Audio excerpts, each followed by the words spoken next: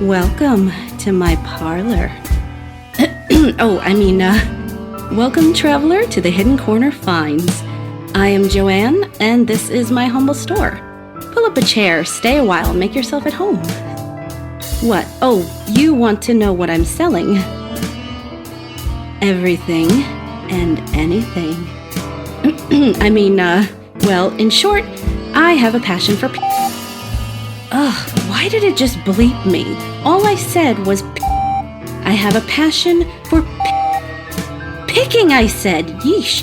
You can't say anything on YouTube these days without this censorship. Anyways, as I was saying, I have a passion for picking. For me, there is nothing more satisfying than finding a unique and forgotten item and uniting it with someone who will really appreciate it for years to come. Whether it's a soapstone carving, an old book, or simply a mug to make you laugh, I try and find something for everyone. My goal is to make you a confident buyer. Older items often have a lifetime of stories to tell.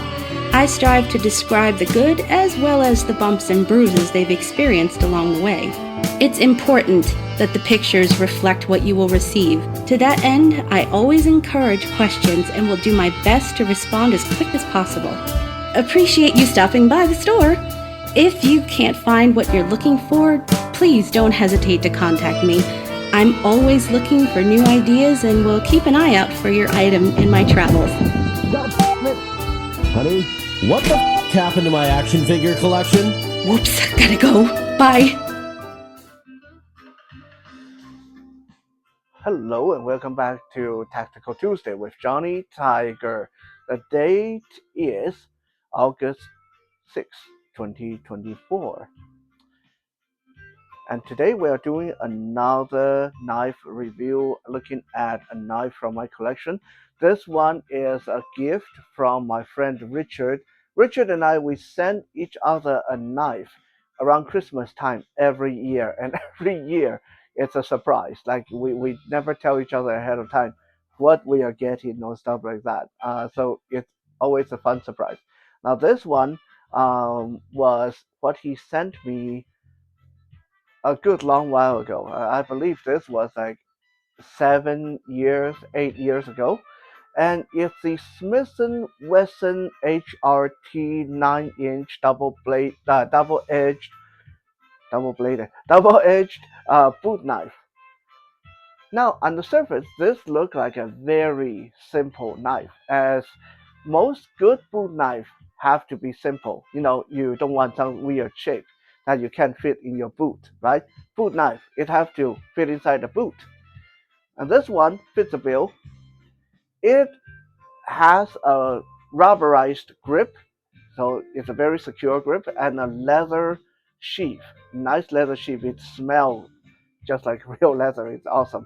And it has a button lock clasp that you can flick open with your thumb, and then you can extract the knife. Now, if I had this clipped to my boot or my belt, I would be able to hold it with one hand, but because now it's just sitting freely on the table, I'll have to grab the sheath with my other hand and then pull it free like that. Out of the sheath, it has a 7CR carbon steel blade, a high carbon steel blade. So it's not stainless steel, so make sure that you take good care of this. It has a very interesting rough texture to the blade, almost like it's powdered steel.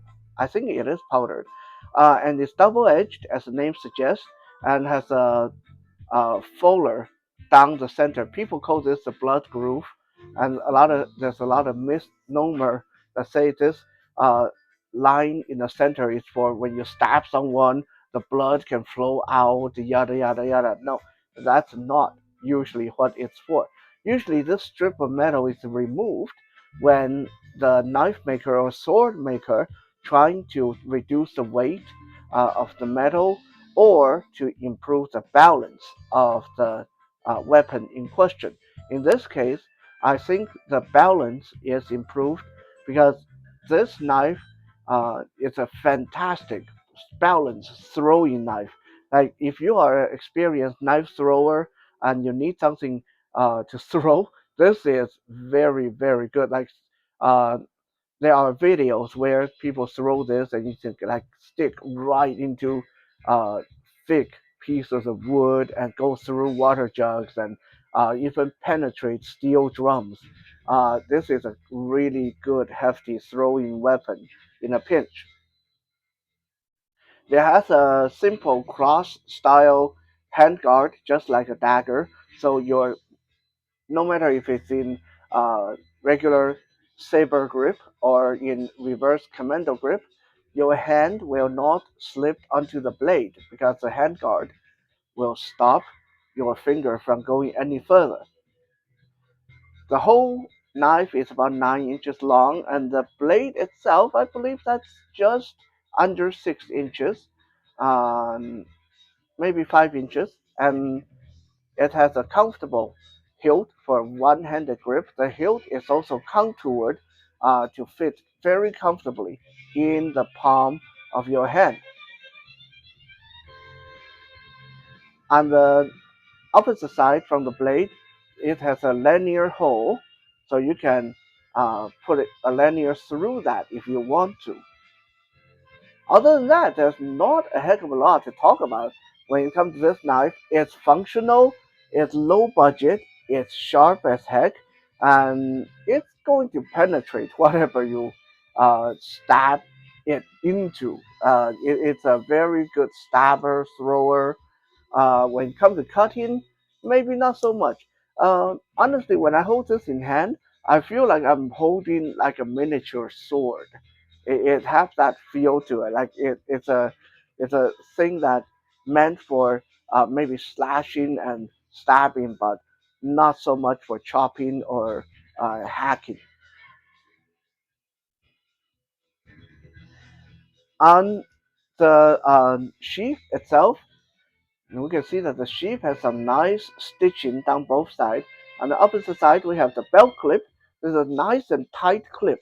You can clip to your boot or belt or even to your shirt or jacket, and it will stay pretty secure.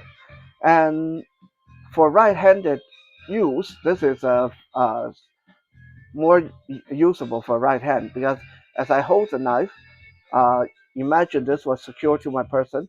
My thumb can go right to the button snap in the back to push it open, and then I can extract the knife easily.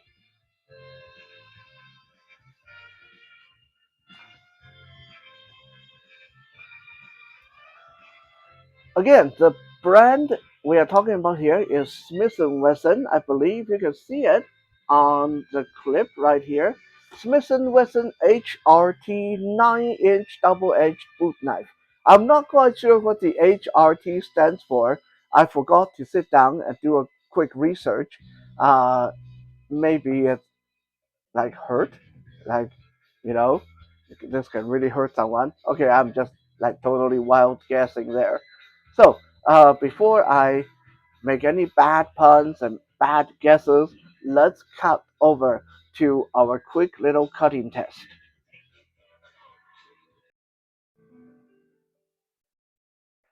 Now the clip on this knife is so tight that it does take a bit of finagling to get it onto the vest and wear it hilt down like the way I do here. But once you get it on, it's really nice and secure. Like I can bounce up and down and jump and hop and like it's not going to come loose. Like I guess if I start to do somersaults and stuff like that, maybe, but it feels really nice and secure. Right? Now we got a big box here, cardboard box. My favorite cutting because I'm not going to hang up a dead body of a carcass of an animal for you guys to see how it's cut. Right, that'd be kind of messy and inhumane and all that. So we're going to use cardboard because, like I always say, cardboard is one of the toughest material you're going to encounter in your day-to-day life. And if it can cut cardboard, it's fine. It can cut pretty good.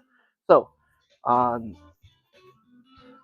because this is more of a stabber, so I can already anticipate that this is not going to cut super nice, but we'll see. Okay, making our first incision, and we're going to see how easy it is to cut this piece off the cardboard. And excuse me if I'm a little bit clumsy here because the weird angle, and also I'm trying to make sure that the cat doesn't suddenly jump on the table, and I don't want that kind of accident to happen, right? So we're going to make that cut and then slice down. So far, so good. It slices pretty nice, I would say. It's pretty nice. Not buttery smooth like some of my other knife, but uh, for a knife that is meant for stabbing, not bad at all. Check in to see there's no cat, right? You guys can tell I'm really nervous here. This is why I usually do this in the training room and not do it outside the training room, because the training room is where I have that there's no cat, right?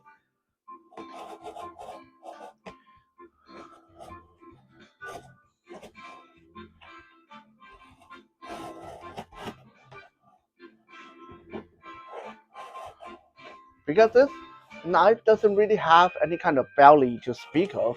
It's a spear tipped knife, so when you cut, you kind of have to be very nimble and articulate about it with your wrist. Uh, Try to use a rocking cutting, like you're trying to open a can opener rather than brute forcing it, right? Uh, Good cutting etiquette is you should never brute force with a knife, because that's when you lose control and hurt yourself or hurt something else. But as you guys can see, as I'm talking, I managed to cut this flap off the side of the box, and it's a relatively straight cut. So this is nice. This is pretty decent for something that's essentially meant to be a stabbing knife rather than a slicer, right? And going to take this side and do that. And we're going to cut down this side. I'm trying to make sure my other hand does not become a sacrificial lamb for this video, right? Wouldn't be nice for me to bleed all over the place for the sake of a tactical Tuesday. Okay, this is why you never want to brute force a cut with a knife, right? Nice and controlled. Now we slice another slice of the flap, right? So now you guys can see, like it cuts fine. Like it takes a bit of nimbleness with your wrist. You have to do some angle change, but once you get that sweet spot, it will cut nicely. And I mean, I don't even need to like go into much detail about how good it will stab. I mean, something like this is made for stabbing, right? See how easy it just casually go into that cardboard.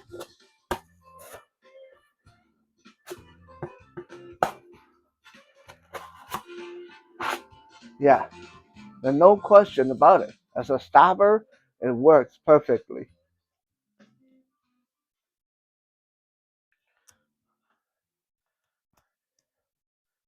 So now we done the little cutting test.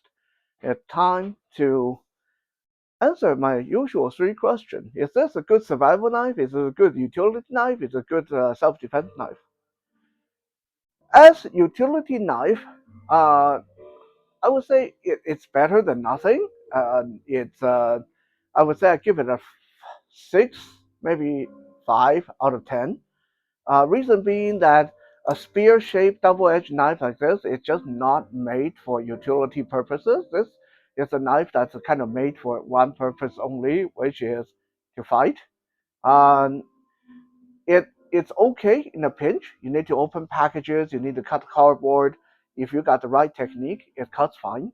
But it's not something that I like. If you say, "Hey Johnny, I need to go and buy knife I need to use at the office or I need to keep in my car for utility, I would say, I would never suggest something like this, right?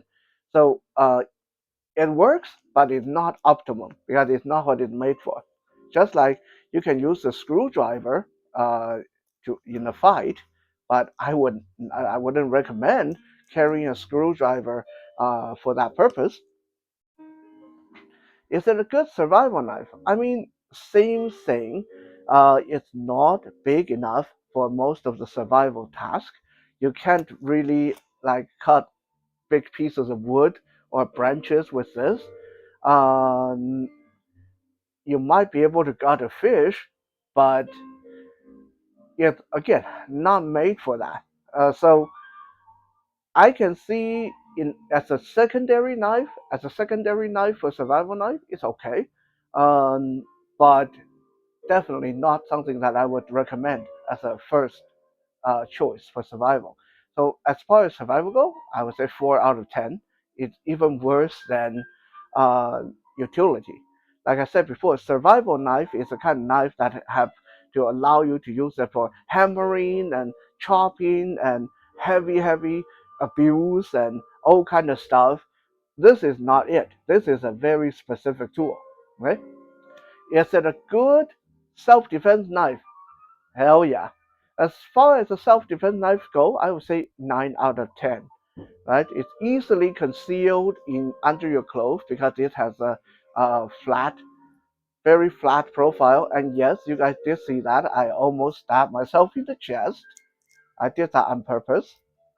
No, I didn't, but you know, it has a very flat profile. It can sit very well under your shirt, in your pocket,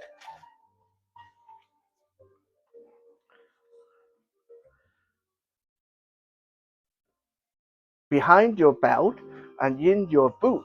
So, and it has a nice solid clip that you can clip onto all kind of stuff.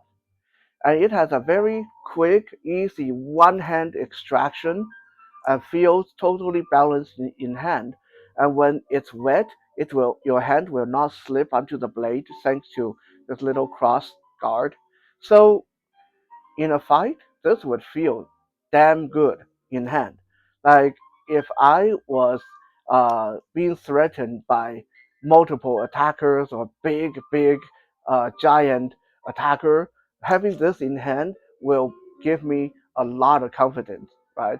The cross guard here also allow you to put your thumb on it to give you that little bit of extra support in thrusting and stabbing, and this feels equally good in forward grip and then in hammer grip, in commando grip. You can put your thumb right here on the butt of the knife and really go to town with that. So this is definitely a nice uh, fighting knife with application for throwing, stabbing, slicing, uh, and very nimble in hand, very secure in hand.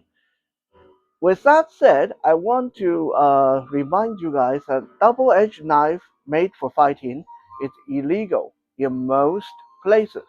Okay, I believe in England, in Canada, in California, New York, you wouldn't be able to carry this. All right, so make sure you know the law in wherever you are before you go and stick one in your pocket and walk out of the house. Right?